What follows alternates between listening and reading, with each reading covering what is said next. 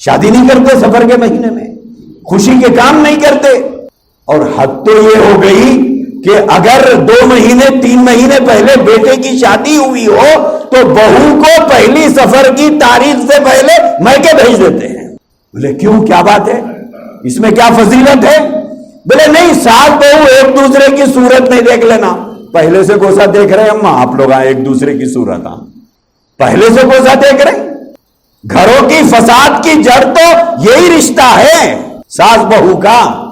گھر اجڑ رہے ہیں اسی رشتے کی کہ غلط استعمال کی وجہ سے.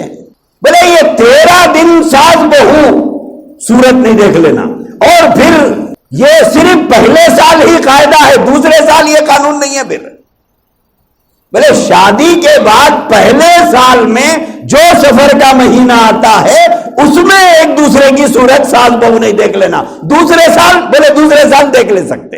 واہ رے واہ، کیا قانون ہے، خود ساختہ قانون، خود ساختہ شریعت بنا لیا ہے ہم لوگوں نے.